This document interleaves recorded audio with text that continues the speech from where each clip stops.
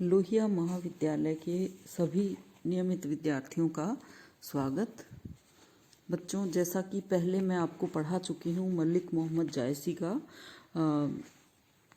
मानसरोदक खंड, और आज हम नागमती वियोग खंड पढ़ रहे हैं। वियोग खंड के पहले भी पद मैं आपको करा चुकी हूँ, आगे के पद अब आज अपन पढ़ते हैं। तो आइए चलिए। विरह के कारण जो नागमती है उसकी जो अवस्था है विभिन्न मौसमों में, ऋतुओं में, उसी का यहाँ वर्णन किया गया है।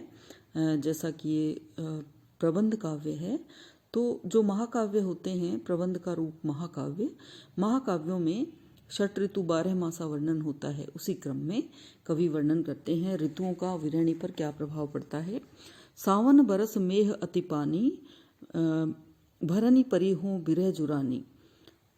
यहाँ कवि वर्णन करते हैं कि सावन का महीना आ गया है और चारों तरफ बारिश ही बारिश हो रही है। भरनी परी हूँ बिरह जुरानी कि चारों तरफ जो है पानी भर गया है, तालाब, नदियाँ सब लबालब भर गए हैं। भरनी परी हो विरह जुरानी कि चारों तरफ पानी भर गया है और नागमती जो है विरह में सूख रही है। लाग पुनर्वसु पीऊ न देखा, भई बाउरी कहे कंत सरेखा।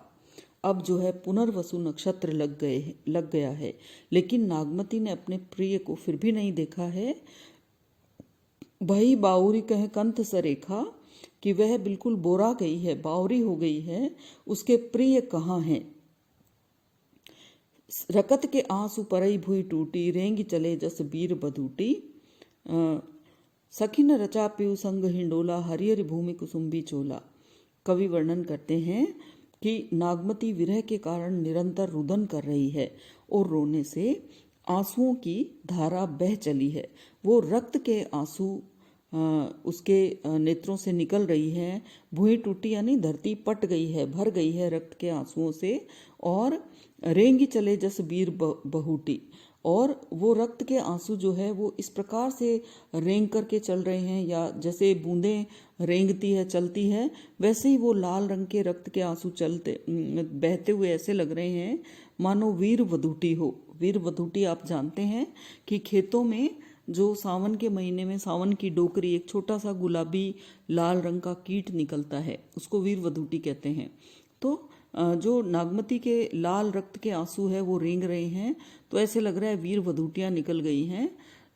तो बच्चों, ये जो रक्त के आंसू गिरना, रक्त मज्जा, खून, इनका वर्णन फारसी मसनवी शैली के जो काव्य होते हैं, फारसी साहित्य, उसमें देखने को मिलता है। और क्योंकि जायसी के ऊपर फारसी मसनवी शैली, फारसी साहित्य का प्रभाव है, ये इनकी मसनवी शैली है, इसलिए ऐसा इन्होंने वर्णन किया है।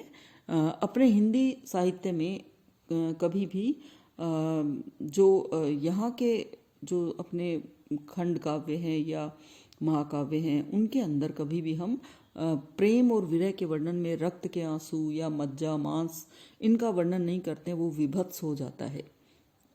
तो ये एक अलग विशेषता हो गई इनकी। सखी न रचा प्यू संग हिंडोला, हरिहरी भूमि कुसुम्बी चोला। कवि कहते हैं कि सखियों ने प्रिय के साथ में हिंडोलना डाल लिया है, झूला डाला है, और हरी भरी भूमि है और लाल रंग के वस्त्र उन्होंने धारण कर रखे हैं। तो सारी सखियां मस्त हैं, खेल रही हैं। ये हिंडोल अस डोले मोरा, बिरह जुलाई दे झकझोरा। नागमती कहती है कि ऐसे में हृदय बिल्कुल उसका हिंडोले की तरह, झूले की तरह हो गया है, क्योंकि वह इधर उधर भटक रहा है, प्रिय की स्मृतियों में घूम रहा है। तो बिरह जुलाई दे झकझोरा, बार बार उसको विरह जो है झकझोर रहा है, नागमती को जो है विरह झकझोर रहा है। बाट असूज अथाह गंभीरी, जीव बाउर भा फिरे भंभीरी। कि जब इतनी तेज बारिश हो रही है तो मार्ग बिल्कुल दिखाई नहीं दे रहे हैं, रास्ते जलमग्न हो गए हैं। बाट असूज अथाह गंभीरी, बहुत ही गंभीर रास्ता हो गया है, गहरा रास्ता हो गया है, दिखाई नहीं दे रहा है। और जहाँ भी जीव बाहुर भा फिरे बंभीरी, उसका जीव जो है जो प्राण जो है वो बिल्कुल भटक रहा है, किसी पतंगे के समान जो है इधर उधर घूम रहा है, बोरा गया है। जग जल बूढ़ जहाँ लगी ताकि मोरी नाव खेवक बिनु थाकी।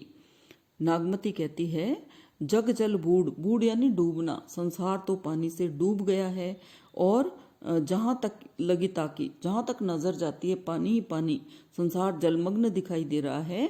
मोरी नाव खेवक बिनु थाकी, और नागमती कहती है मेरी जीवन रूपी नैया उसके खेवन हार के बिना यानी राजा रत्नसेन के बिना बिल्कुल थक चुकी है। जीवन नैया को पार लगाने के लिए उसके प्रिय का होना आवश्यक है। पर्वत समुद्र अगम बिच बीहड़ बन ढांक, किमिके भेंटो कंत तुम ना मोहि पावन पाक। अंत में जायसी कवि वर्णन करते हैं कि नागमती कहती है पर्वत समुद्र अगम बिच, पर्वत समुद्र दुर्गम बीहड़ वन ढांक वन, बहुत सारे नागमती और उसके पति के बीच में है, यानी जो दूरियां हैं वो इतनी है कि बीच में बड़े बड़े पर्वत है, जंगल है, वन है। और किमके भेंटो कंत तुम, हे प्रिय तुम्हें कैसे मिलूं। नागमती कहती है ऐसे में कैसे मिलन होगा। ना मोहि पाँव न पांख, ना तो पंख है ना पाँव है। पाँव होते तो बड़े बड़े बीहड़ वनों को, पर्वतों को पार करती, और पंख होते तो समुद्र पे से उड़ करके या पर्वतों पे से उड़ करके आ जाती। तो यहाँ विरह की दशा का वर्णन किया गया है, बहुत ही मार्मिक चित्रण किया गया है। रूपक और उपमा अलंकार है, अनुप्रास अलंकार है। एक अगला पद और देख लीजिए। भा भादो दूभर अति भारी, कैसे भरो रहनी अंधियारी, मंदिर सुन पिउ अनते बसा, सेज नागिनी फिरी फिरी डसा। जायसी कवि वर्णन करते हैं कि भादो का महीना आ गया है और वो बहुत ही कठिन हो गया है। विरहणी के लिए भादवे के महीने में जीवन यापन करना अत्यंत दुखद है। कैसे भरो रहनी अंधियारी, कैसे पूरी करे वो रात, अंधेरी रात जो है उसको कैसे व्यतीत करे। भरो यानी व्यतीत करना। मंदिर सुन पिउ अनते बसा, अनते बसा यानी अन्यत्र बस गया है। मंदिर यानी घर, घर बिल्कुल सूना है और नागमती के पति कहीं अन्यत्र बस गए हैं। सेज नागिनी फिरी फिरी डसा, और ऐसे में शैया उसको नागिन के समान लगती है जो बार बार डसती है। पुनरुक्ति अलंकार। रहो अकेली गहे एक पाटी, नैन पसारी मरो ही फाटी। नागमती कहती है कि वो अकेली रहती है बिस्तर का एक कोना पकड़ के, पाटी यानी किसी पाटी पे या बिस्तर पे, पलंग पे अकेली पड़ी रहती है एक कोने में। नैन पसारी मरो ही फाटी, और जैसे ही आंखें फैला करके उस विरह को देखती है, अकेले घर को देखती है, तो हृदय फट जाता है। हिया फटना मुहावरे का प्रयोग। चमक बीज उघन गरज तरासा, बिरह काल होई जीव गरासा। बहुत ही मार्मिक वर्णन करते हुए, कलात्मक वर्णन करते हुए कवि जायसी कहते हैं बिजलियां चमक रही हैं आसमान में। घन यानी आसमान, बीजू यानी बिजली, गरजी तरासा गर्जना हो रही है, और तरासा यानी त्रास, डर, भय, कि आसमान में तेज तेज बिजलियां चमक रही है, बादलों से घनघोर गर्जना हो रही है और भय उत्पन्न हो रहा है, त्रास उत्पन्न हो रहा है। विरह काल हुई जीव गरासा, विरह जो है ऐसे में काल बन करके उसके प्राणों को, जीव गरासा प्राणों को ग्रस लेना चाहता है। तो यहाँ पर रूपक अलंकार। बरसे मघा झकोरी झकोरी, मम दुई नैन चुए जस ओरी। कवि जायसी वर्णन करते हैं कि बरसे मघा, माघ के महीने में बादल जो है घनघोर गर्जना करते हुए बरस रहे हैं। झकोरी झकोरी यानी हवा के झोंकों के साथ उमड़ घुमड़ करके बादल बरस रहे हैं। मम दुई नैन चुए जस ओरी। नागमती कहती है मेरे दोनों नेत्र जो हैं ऐसे बरस रहे हैं जैसे कोई नाला बरस रहा है। ओरी यानी नाला। यहाँ झकोरी झकोरी पुनरुक्ति अलंकार। मम दुई नैन चुए जस ओरी उपमा अलंकार। धनी सूखे भरे भादो माहा, अबहु न आयनी सींचे नाहा। नागमती कहती है कि जो पत्नी है नागमती, वो भरे भादवे के महीने में जो है वो सूखे जा रही है। पानी बरस रहा है लेकिन जो विरहणी है वो सूख रही है।